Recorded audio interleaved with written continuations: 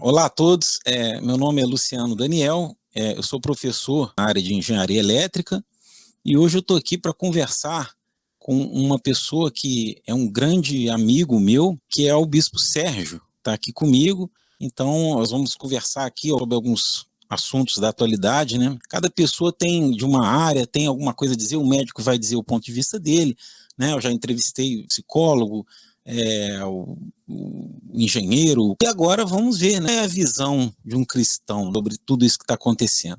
Então, Bispo Sérgio, eu agradeço pelo aceite do convite e dê à vontade para se apresentar.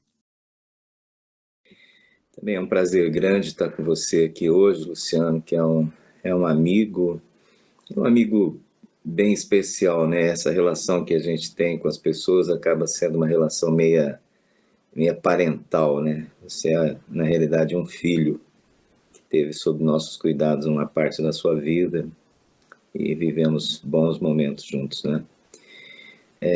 Então, meu nome é Sérgio Luiz Machado Fernandes, eu sou um servo de Deus, acho que é a melhor definição, é uma pessoa que fez uma opção num determinado momento da sua vida, entendendo uma vocação, um chamado, e decidiu apresentar-se ao Senhor para servi-lo. Servir a Deus significa servir pessoas.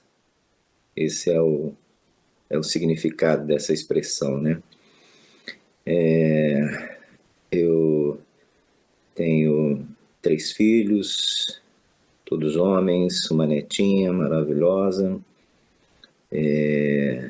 Fui casado 36 anos e 8 meses, mais entre namoro e noivado deu 42 anos, e a minha esposa faleceu em 2017, e nós continuamos então entendendo que essa é uma vontade de Deus e que é alguma coisa que precisa ainda ser realizada através da minha vida. Então prosseguimos com o mesmo objetivo, com a mesma determinação de fazer aquilo que o Senhor nos manda fazer. A gente está vivendo esse período aí conturbado, acho que muitas pessoas pegam de surpresa, meio que de surpresa, porque geralmente esse tipo de epidemia, de gripe, não costuma ser uma coisa que causa tanto impacto assim na sociedade, né? Eu te pergunto, quais são as suas percepções pessoais a respeito do atual momento, desse momento de pandemia, da Covid em que vivemos? Quais são as suas percepções? Sabe, Luciano, eu tenho uma perspectiva de vida a partir da palavra de Deus. Eu não fico escutando muito o que as pessoas estão dizendo. Eu procuro pesquisar, entender e conhecer a palavra de Deus, né? Então, a Bíblia explica esse momento. Então, não é um momento que pegou de surpresa, que foi algo impensável. Não. Na realidade, isso estava predito. Jesus havia reafirmado essa situação há 2000 anos atrás. Nenhum de nós deveria ser pego desprevenido, porque ele havia dito que essas coisas efetivamente aconteceriam. Mas a Bíblia tem um texto que eu considero impressionante em relação ao nosso momento aqui, 2020, esse presente da humanidade, que está lá em Jó. E Jó foi o primeiro livro da Bíblia a ser escrito. Esse é o primeiro livro de Jó. E no capítulo 37, no versículo 7, há uma descrição impressionante deste momento. Você sabe que no português existem diversas versões do texto sagrado, né? Existem uma que foi a tradução inicial, e a partir daí a língua foi passando por diversas mudanças e foram feitas atualizações. Então, se você pegar a linguagem de hoje, a Bíblia na linguagem de hoje, no capítulo 37, versículo 7, você vai encontrar literalmente o seguinte: eu estou trancando vocês dentro de casa para que vocês saibam quem manda aqui. Está escrito lá. Então, o primeiro livro da Bíblia, nós estamos falando de coisa de 3.600 anos atrás. Deus estava dizendo, olha, vai ter um dia que eu vou trancar todo mundo dentro de casa. E quando essa experiência acontecer, você sabe que eu estou chamando todos os homens para uma discussão. Qual a discussão? Você sabe quem manda aqui? Então, na realidade, Deus estava dizendo que os homens estão usurpando, estão agindo de maneira pretensiosa, arrogante, achando que eles mandam aqui. E estão definindo as coisas que acontecem aqui. E então ele está dizendo, não, vocês não mandam aqui. Um vírus pequenininho vai afetar a saúde, vai afetar a economia, vai parar tudo, vai deixar todo mundo num estado de tremendo pavor, sem saber como sair, sem saber como resolver a questão, e é exatamente o que está acontecendo aqui. Então, na minha perspectiva, Deus é um Deus de amor, sabe, Luciano? É um Deus de misericórdia. É um Deus que não voltou as costas para o homem. Ele ama o homem. Ele ama. E ele concede muitas oportunidades. Tem uma parte da Bíblia que diz que Deus renova sobre a nossa vida a cada manhã a sua misericórdia. E essa é a explicação de não sermos consumidos, porque o homem se rebelou contra Deus, o homem se voltou contra Deus, rejeitou o seu amor, rejeitou a sua graça, o seu favor, se tornou então alguém que ousou ter a escolha de dizer: vou fazer meu futuro, mas ele não pode fazer isso, né? Então a gente vê nesse momento como que Deus chamando todos os homens para dizer: olha, quem manda aqui? E o homem pode dizer: Senhor, quem manda aqui é o Senhor. E eu reconheço a tua soberania. E me arrependo dos momentos em que eu vivi ignorando isso. Então, qual seria a grande solução para esta situação? O arrependimento. Eu vejo pessoas dizendo assim: quando chegar num determinado número de pessoas contaminadas, tal, o vírus vai começar a retroceder, né? Estão falando da curva a curva do achatamento, né? E eu entendo isso, os homens explicando assim: quando o número de arrependidos chegar no número que eu quero, eu tiro isso da terra, né? Então, é uma grande oportunidade de todas as pessoas se arrependerem dessa rejeição a Deus, rejeição ao seu amor. Os planos de Deus são melhores. Por que não ouvir os planos de Deus e aplicar o coração e conhecê-los cada dia mais, né? Então, a leitura que eu faço do momento é esse. E vejo assim de um Deus de amor fazendo, né? Porque quando uma pessoa está irada e diz assim, vou fazer algo aqui porque isso aqui extrapolou a minha paciência, então há uma explosão. E não foi o que houve. Houve um movimento de chamar as pessoas às falas. Em qualquer lugar, em qualquer país, em qualquer família, em qualquer bairro, esse homem pode chegar para Deus e dizer: Deus, eu me arrependo. E começar uma nova relação com Deus, em que Ele manda e a gente obedece. E aí, então, há um novo nível de segurança para a vida. Muito interessante, né?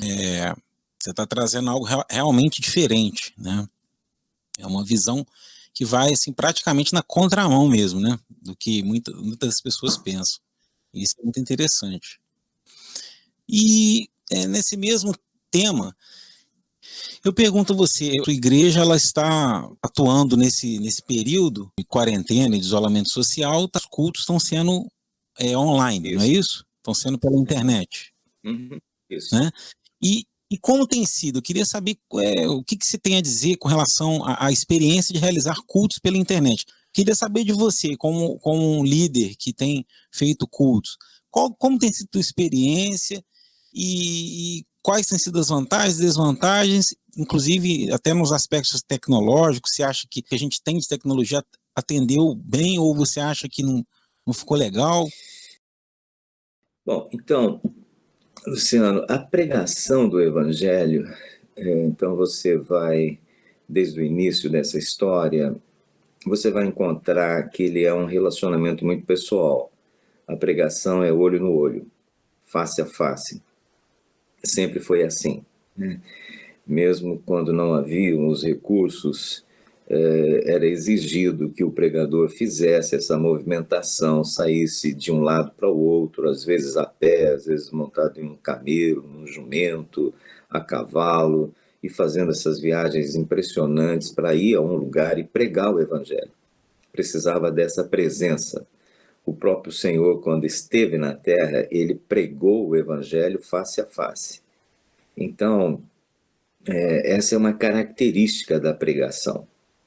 Quando você passa a fazer uma pregação sem o face a face, obviamente iria correr um risco muito grande de tornar essa experiência fria, completamente distanciada. Então, você precisa, nesse momento, buscar em Deus uma direção. Como fazer algo que nunca foi feito dessa forma? Como é que isso acontece? Então, você escuta nitidamente Deus dizendo: olha, eu sempre usei esse sistema. Nunca ninguém me viu face a face. Eu sempre fiz chegar a minha voz de uma maneira em que vocês não me conheceram pessoalmente. Então, como foi o mecanismo que eu utilizei para falar com vocês? A Bíblia diz que a voz do Senhor é uma voz de muitas águas.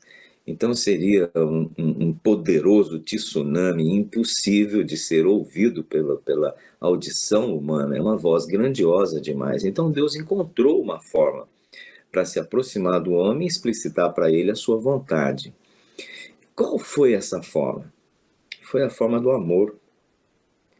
Então Deus amou o homem de tal maneira, e ele encontrou uma maneira de expressar o seu amor e se tornar entendido pelos homens. Então, eu creio que todos os pregadores que nunca sonharam com uma situação como essa devem ter vivido exatamente essa mesma situação. Como fazer? E eu ouvi nitidamente a voz de Deus testificando isso no nosso coração. Se você ama as pessoas que eu coloquei sob teus cuidados, você vai comunicar com amor. Então, você vai estar utilizando uma tecnologia, um recurso, mas o que é importante é que cada rosto dessas pessoas para as quais você fala da minha parte, essa fala esteja regada e carregada de um amor que você não tem, que você precisa receber de Deus para colocar. Então, eu vejo que a experiência desafiadora é ter buscado em Deus uma intimidade tão profunda com Deus que provocou na sua vida um amor muito grande. Então você sabe quem é o seu rebanho: a criança, o pré-adolescente, o adolescente, o jovem, o homem, a mulher, os de cabelo branco, né? E esse rosto, e essas situações, e essa comunicação que vai acontecendo ao longo da semana, vai preparando aquilo que vem da parte de Deus para instruir, para fortalecer, para animar, encorajar as pessoas vivendo esse momento, que é um momento de aturdimento, né? Então, esse é o componente espiritual, que o pregador sinta um amor muito profundo pelas pessoas às quais ele está ministrando. Então, essa palavra, você não está vendo esse rosto aqui na sua frente, mas você imagina esse rosto e você sabe todas as questões que estão envolvidas nessa vida, e você usa então essa forte impressão que Deus causa no seu coração para transmitir recados de Deus para as pessoas. Então esse é um aspecto. Agora, o outro aspecto é que produz uma fragilidade muito grande, né? Uma fragilidade muito grande. É um sistema frágil, pode cair a qualquer momento, pode interromper, pode ficar travando, interromper essa comunicação. Então, o recurso existe, está aí. Graças a Deus tinha esse recurso para você poder levar uma palavra de alento, de ânimo e de direção para todas as pessoas. Mas é um recurso extremamente frágil, né? Então, nada, efetivamente nada supera o amor que Deus derrama em nossos corações e que nos faz amar uns aos outros. É esse amor transmitido é que vai tornar essa mensagem que utilizou esse recurso apropriada e adaptada e capaz de fortalecer alguém que está do outro lado ouvindo essa palavra. Então, eu creio que essa é a questão mais importante. Essa palavra que o pastor entrega, ela vem de Deus, ela é espiritual. ela não é natural, não precisa explicar as coisas do ponto de vista natural, precisa trazer uma forte impressão e uma forte direção de Deus às pessoas. Como que você consegue fazer isso? Ah, então esse é o amor, que é exatamente o que Deus usou ao longo da história para se comunicar com o homem, o amor, né? Depois ele personificou esse amor aqui em Jesus Cristo. Então Deus se fez carne e habitou aqui. E aí deu ao homem a prova mais absoluta e plena de amor, que foi ter oferecido a si mesmo como propiciação para a rebeldia da humanidade. Então sempre foi o amor. Então não adianta nada você ter todos os aparatos e o desenvolvimento tecnológico se isso estiver desprovido de um amor que você precisa receber de Deus para passar para o outro. Quer dizer, é uma visão, eu repito novamente, né? É uma visão que vai, em muitos sentidos, na contramão mesmo. Eu puxei de propósito para você falar da tecnologia e tal, e você sempre chama para o lado do quê? Não, mas não é isso, quer dizer, isso é que é o legal do cristianismo, né? É que as pessoas sempre têm de resolver as coisas aqui no transitório, que a vida, ela é transitória, né? Quem vai achar a vacina, não é? Porque a vida já é transitória, né? Muito interessante, é realmente um ponto de vista assim que pode, assim, em certas pessoas, chocar, né? Mas é isso mesmo, o evangelho acho que é isso mesmo. Para fechar, quais seriam as principais ou a principal lição a ser assimilada pela sociedade para o futuro? Qual que seria? Luciano, a principal lição desse momento chama-se arrependimento. O arrependimento é uma dor profunda. É uma dor profunda que me faz conhecer a minha miséria, a minha insignificância. E diante dessa compreensão da minha insignificância, da minha finitude, então eu me arrependo de querer ter assumido o controle da minha própria vida. O arrependimento é uma desaceleração, é uma freagem violenta. E agora, então, eu parei e vai haver uma mudança de direção. Aonde havia presunção, arrogância, autossuficiência, vai nascer uma humildade profunda que mudou a vida de muita gente. Quando você começa a ler a Bíblia, você consegue ver exatamente o ponto em que houve essa mudança. Qual o ponto que houve essa mudança? Quando houve o arrependimento.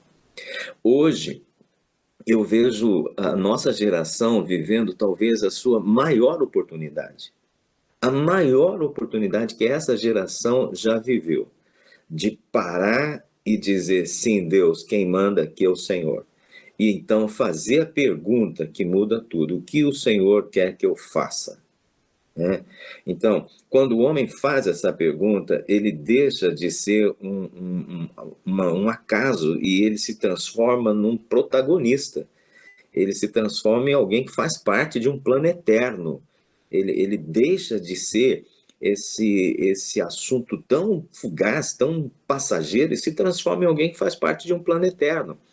É interessante, Luciano, Deus decidiu fazer as coisas aqui usando os homens. Quer dizer, então ele tem todo o poder, ele tem todo o governo, ele tem toda a capacidade, mas ele decidiu, eu quero usar o Luciano para falar para aquele fulano, para aquela ciclana, ou para os seus alunos, o quanto eu os amo. Mas, puxa, ele podia escrever isso no céu e seria um espetáculo, né? Imagina você encontrar lá o seu nome escrito no céu, numa fumaça maravilhosa, dizendo, amo você. Seria incrível, todo mundo iria ficar chocado com essa revelação, mas Deus não quis fazer isso. Ele decidiu, eu vou fazer isso através de um outro ser humano. Quem é esse outro ser humano? Alguém que viveu essa experiência fantástica de arrependimento, se tornou parceiro de Deus em algo que Deus está fazendo. Então, qual a principal lição desse momento? E eu vou te dizer, assim, eu posso ter, se eu não aprender a lição, não muda nada na minha vida. Né? Então, essa geração está diante da sua maior oportunidade, e essa oportunidade começa com arrependimento. O arrependimento é o dia em que as coisas mudam, o dia em que a vida passa a fazer todo sentido, o dia em que a gente entende, sim, Deus, o Senhor quem manda aqui, e eu quero te obedecer. E aí, então, você vai ter contato com um mundo seguro, um mundo pleno. Os mandamentos do Senhor fariam o mundo funcionar perfeitamente. Toda a injustiça, toda a violência, tudo que está de errado no mundo sumiria num instante só, se os mandamentos fossem observados. E os mandamentos são apenas dois, né? Amar a Deus acima de todas as coisas. E amar a Deus, quem ama a Deus obedece a Deus tranquilamente, porque sabe que Deus é amor. E o segundo mandamento é amar as pessoas que Ele coloca na nossa caminhada como Ele nos ama. Tem um termo de comparação, é como Ele nos ama. Então, começou no mundo um tempo de perdão, um tempo de reconciliação, um tempo incrível, né? Nós estamos diante dessa oportunidade. Pegar ou largar. Essa escolha é de cada um, não dá para fazer ela coletivamente. Cada um tem que fazer a sua escolha, mas se cada um fizer, muda a cidade, muda. Isso aqui que está um caos hoje, isso aqui seria transformado num grande jardim, que é o projeto original. Ele fez o homem para viver num jardim. O que está impedindo isso aqui de ser um jardim? A arrogância, né? Isso do homem achar que está no comando. Essa é a grande lição. A principal de todas as lições.